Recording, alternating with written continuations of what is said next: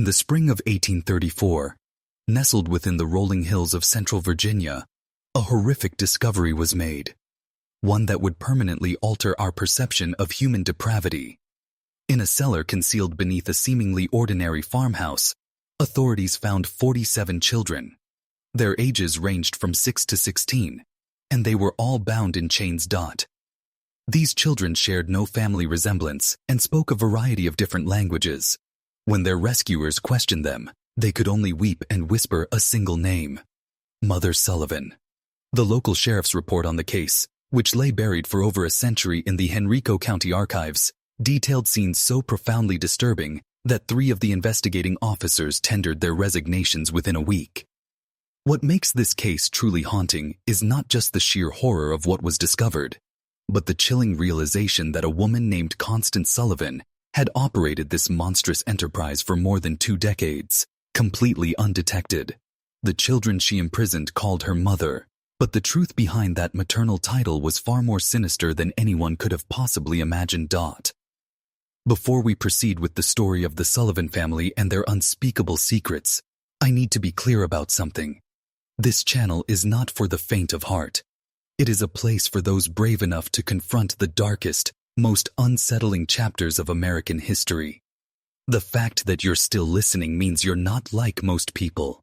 You understand that some truths, no matter how horrifying, cannot and should not be ignored. I invite you to hit that subscribe button and join our community of true mystery seekers. And as you listen, tell me in the comments, what state are you from? Are you prepared to hear stories like this from your own backyard? The question that tormented investigators in 1834 and continues to baffle historians today is how such a large-scale, horrific operation could remain hidden for so long within a close-knit rural community. The Virginia of that era was a land caught in transition. The old plantation economy still held sway over the social order, while the first whispers of industrialization were drifting down from the north. In this setting, the small farming community of Millbrook, a settlement of perhaps 50 families scattered across the gentle slopes of Henrico County, was the quintessential American rural town. Most of its residents cultivated tobacco or corn, conducted their trade at Henderson's General Store, and congregated for social events at the one-room schoolhouse that also served as a community hall. The Sullivan property was situated on the community's outskirts, a modest 2-story wooden farmhouse on nearly 200 acres of fertile land. To any traveler on the dusty road connecting Millbrook to Richmond, the Sullivan farm would have appeared entirely unremarkable. The house, built in the popular Federal style of the 1810s, featured white clapboard siding and a wraparound porch, typical of Virginia architecture. A red barn stood about 60 yards behind the house, accompanied by a chicken coop and a smokehouse, completing the picture of a standard farmstead. But what made the Sullivan property unique was not visible from the road. Ezra Sullivan, who had acquired the land in 1809 with an inheritance from his father's tobacco fortune, had invested significant effort in expanding the house's basement. While most Virginia homes of that time had simple root cellars, the Sullivan basement was an extensive structure that stretched far beyond the foundation of the house above it. Local craftsmen later recalled being hired for various excavation projects throughout the 1810s and 1820s, though none had ever seen the finished product.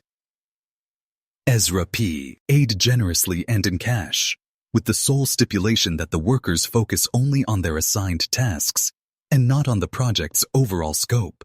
Constance Sullivan, Ezra's wife, arrived in Millbrook in 1811 as a young bride of 22. Neighbors remembered her as an attractive woman with dark hair and a remarkably gentle voice. She dressed simply but impeccably, attended Methodist church services when her health allowed, and cultivated a reputation for her charitable works. When asked to contribute to community causes, Constance would invariably explain that she and Ezra were already providing care for several orphan children from her family in Pennsylvania. She would elaborate that the arrangement was only temporary, until suitable permanent homes could be found for them. This explanation effectively quelled the community's curiosity about the occasional glimpses of children on the Sullivan property. Mrs. Henderson, who ran the general store, would sometimes spot a young face peeking out from the Sullivan wagon when Constance came to town for supplies. The children never spoke, but Constance would explain that they were shy and traumatized by the loss of their parents, needing time to adjust. In an era of high mortality rates, the community was familiar with the plight of orphaned children and accepted these explanations without question. Thomas Henderson, the store owner, later recounted that Constance Sullivan was one of his most consistent customers. Every 2 weeks, she would arrive with a detailed list and enough cash to purchase large quantities of basic foodstuffs: flour, cornmeal, salt pork, molasses, and other staples. The amount seemed excessive for a childless couple, but when Thomas commented on this, Constance would gently remind him of the orphaned children she was caring for. She also bought unusually large quantities of basic medicines, explaining that children from impoverished backgrounds often arrived with various illnesses that required treatment. The Sullivan farm, operated on a Schedule II, had some neighbors found peculiar. While most farming families were active from sunrise to sunset, the Sullivan property often bustled with activity late into the night. Lights could be seen in the farmhouse windows at odd hours, and the sounds of hammering or construction work would sometimes carry across the fields in the dead of night. When questioned about these activities, Ezra would explain that he was making improvements to the house to better accommodate the growing number of children in their care. Dr. Marcus Whitfield, the traveling physician who served the Millbrook area, recalled being summoned to the Sullivan farm on several occasions during the 1820s and early 1830s.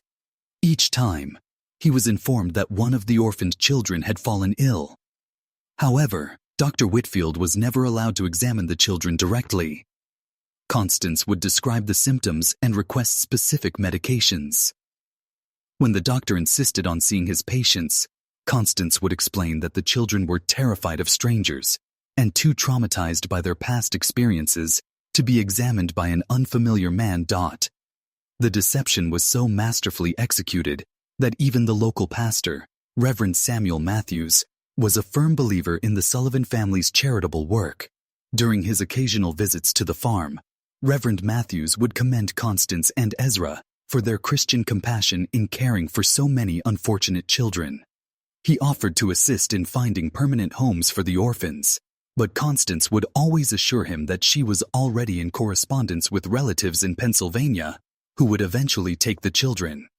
The process, she explained, simply required patience and meticulous arrangements. What no one in the community could have possibly imagined was that Constance Sullivan had been perfecting this elaborate deception for over 2 decades. The orphaned children were not temporary residents awaiting placement with loving families. They were prisoners, purchased, kidnapped, or lured away from their families across multiple states, and held in conditions that would make even the most hardened criminals recoil in horror. The discovery that would finally expose the Sullivan family's horrific secrets began with a series of seemingly unrelated incidents in the early months of 1834. February had been exceptionally harsh, with temperatures remaining well below freezing for weeks. The bitter cold that year would prove to be both a blessing and a curse for the 47 children imprisoned beneath the Sullivan farmhouse. On February 23, 1834, a traveling merchant named Jacob Stern was en route from Richmond to Charlottesville when a sudden, violent snowstorm forced him to seek shelter. The Sullivan farm, being the nearest dwelling visible from the road, seemed the most logical place to seek refuge. Despite his apparent reluctance, Ezra Sullivan could not, in good conscience, refuse hospitality to a stranded traveler in such perilous weather. Stern later described the evening as uncomfortably tense. Constance Sullivan served a simple meal of cornbread and salt pork, but the conversation was strained and awkward. The Sullivans seemed perpetually on edge, constantly exchanging nervous glances and startling at every unexpected sound. When Stern inquired about the children he had been told lived on the farm, Constance explained that they were all asleep and could not be disturbed, as they were recovering from a fever. What disturbed Stern the most, however, was a sound he heard throughout the night. As he lay on a makeshift bed in the Sullivan parlor, he could hear what sounded like muffled crying emanating from beneath the floorboards. When he mentioned this to Ezra the next morning, Sullivan dismissed it as the wind whistling through gaps in the foundation, a common occurrence in old houses, especially during cold weather. Stern accepted the explanation, but the Sullivans' unsettling demeanor continued to trouble him. The second incident occurred 3 weeks later, on March 15th.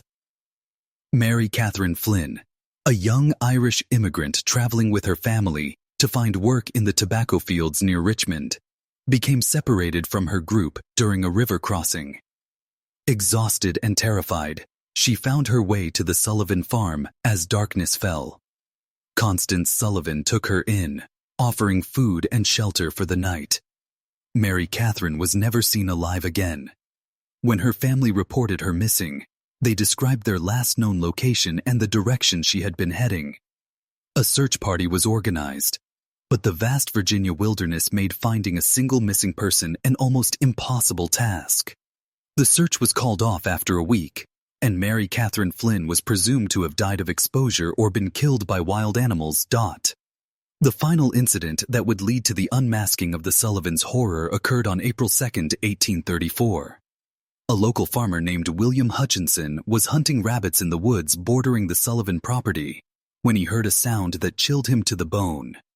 From the direction of the Sullivan farmhouse came the sound of children screaming, not the ordinary cries of play, but raw, desperate shrieks of pure terror. Hutchinson cautiously approached, concealing himself behind a grove of oak trees about 50 yards from the house. For nearly an hour he watched and listened. The screaming continued intermittently, always seeming to emanate from beneath the house rather than from within it. At one point he saw Ezra Sullivan emerge from what appeared to be a cellar door on the side of the house. Sullivan looked around nervously before disappearing back underground.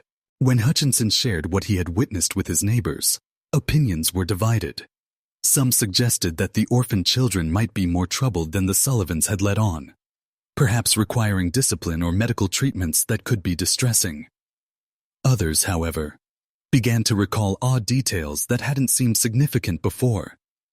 The unusually large quantities of food Constance Sullivan purchased, the strange sounds neighbors occasionally heard at night, and the fact that none of the supposed orphans had ever been seen in town or at community events.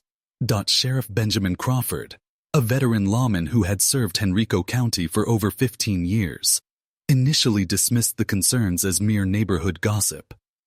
However, when William Hutchinson approached him directly and insisted on filing a formal complaint, Crawford agreed to investigate.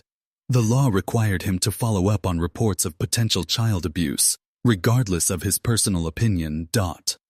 On the morning of April 8, 1834, Sheriff Crawford and his deputy, Marcus Webb, rode out to the Sullivan farm. They arrived just after sunrise, expecting to conduct a routine inspection that would put the community's rumors to rest. Constance Sullivan greeted them at the door, her demeanor calm and welcoming. She invited them inside for coffee and expressed her concern about the gossip circulating in the community. The conversation began normally. Constance reiterated her story about the orphaned children, showed the officers letters she claimed to have received from relatives in Pennsylvania, and offered to arrange for them to meet the children once they had recovered from their recent illness. Everything seemed plausible until Deputy Webb asked to use the outhouse. As Webb walked around the side of the house, he noticed something that made his blood run cold. The cellar door that Hutchinson had seen Ezra Sullivan was secured with 3 separate padlocks and heavy chains. The wood around the locks was deeply scratched, as if someone had clawed at it trying to get out. When Webb returned and quietly informed Sheriff Crawford of his discovery, both men knew they were dealing with something far more sinister than gossip. Crawford politely asked Constance to show them the cellar, explaining that a thorough inspection would help clear up the rumors. The change in Constance Sullivan's demeanor was immediate and chilling. Her face went pale, her hands began to tremble, and she stammered about the cellar being dangerous and off limits to the children. And that was when they heard it. From somewhere beneath their feet came the sound of children crying, followed by a weak voice calling for help. The sound was muffled but unmistakable, and it was coming from directly below the kitchen where they stood. The immediate aftermath of that discovery would haunt Sheriff Crawford for the rest of his days. When he and Deputy Webb forced open the cellar door, the stench that billowed out was overwhelming. A vile mixture of human waste, unwashed bodies, and something Crawford later described as the very smell of despair. The basement that Ezra Sullivan had spent over 2 decades constructing was a masterpiece of calculated cruelty. The main chamber extended far beyond the house's foundation, an underground warren with carefully mortared stone walls designed to muffle sound. The largest room, directly beneath the kitchen, held most of the children. They were chained to iron rings embedded in the walls, their ankles secured by shackles. The chains were just long enough to allow for limited movement, but made escape impossible. The children, ranging in age from 6 to 16, were emaciated and clothed in rags. Their bodies bore the marks of prolonged neglect and abuse. Many were ill, suffering from fevers, respiratory problems, and skin conditions caused by the damp, unventilated space. What struck the officers most was the silence. After the initial cries, the children said nothing, simply staring at the newcomers with eyes devoid of hope. Deputy Webb, a father of 4, had to retreat from the basement twice to be sick. In smaller chambers, they found evidence of the Sullivans' system of control. Stocks and restraining devices for punishment. A primitive medical area used not for healing, but for keeping the prisoners alive. And a third room containing detailed records. These ledgers revealed the true scope of the operation. Children had been arriving since 1812, sourced from poorhouses, runaways, and kidnappings. The records showed that over 90 children had passed through the basement. The horrifying question of what happened to the others was answered in the final chamber. Reached through a narrow crawling space passage. This chamber was a mass grave. Here, Crawford and Webb found the remains of at least 36 children, buried in shallow graves under the dirt floor, their bodies covered with lime to control the odor. Some appeared to have died from illness. Others showed signs of violence. The investigation that followed struggled to comprehend how this massive criminal enterprise had operated in plain sight for over 2 decades. The answer lay in Constance Sullivan's genius for deception. She had crafted the perfect persona for a rural 1830s community, the charitable Christian woman caring for traumatized orphans. This narrative explained the large food purchases, the lack of public appearances by the children, and the need for medical supplies. Her system was meticulously planned. Basement's construction was done in stages by different workers, so no one ever saw the full picture. The children were taught to call her mother, and coached to appear shy if ever glimpsed. Most disturbingly, she had established a psychological control system. The children were told they were abandoned, and that the outside world was hostile. Good behavior was rewarded with slightly better conditions, while disobedience was met with punishments that served as a warning to all. The community reacted with utter shock and disbelief. Many refused to believe that the quiet, respectable Constance Sullivan could be a monster. But the evidence was overwhelming. The ledgers in the basement contained not just the children's information, but also coded correspondence with a network of child traffickers that stretched from Pennsylvania to Georgia. The letters revealed a chillingly businesslike operation. One contact from Philadelphia, identified only as Morrison, wrote of having 6 new items of varying ages and conditions, complete with notes on which children were compliant and which might require additional training. Financial records showed Constance paying between $50 and $200 per child, and also receiving payments, suggesting the farm was a hub for both receiving and distributing victims.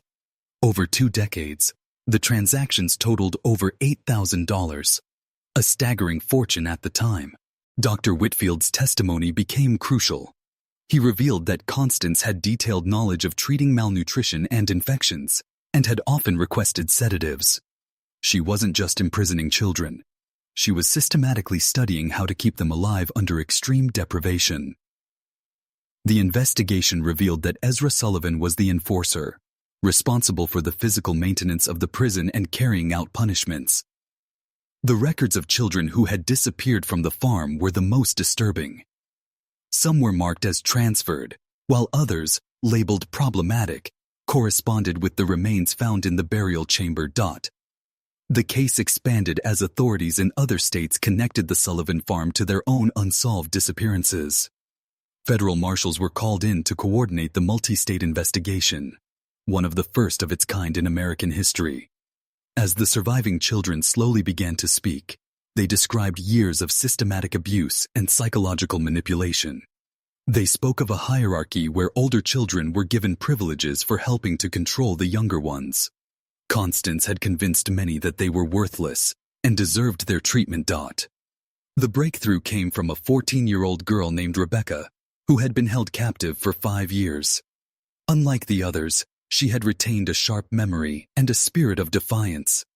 She remembered every conversation she had overheard between Constance and visitors to the farm. Her testimony revealed that the Sullivan operation was just one hub in a much larger network. Rebecca recalled a recent visit from a well-dressed man, H. Blackwood from Charleston, South Carolina, who had inspected the children like livestock.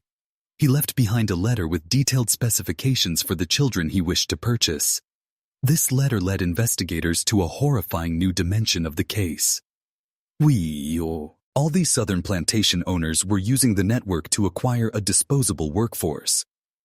These trafficked children had no legal status, no families to search for them, and could be worked to death with no consequences. The investigation into the Blackwood connection revealed that these children were used not just as laborers, but as subjects for medical experiments and for violent entertainment. As the full scope of the network became clear, the investigation faced intense resistance. Powerful families with political connections began to intimidate witnesses and law enforcement.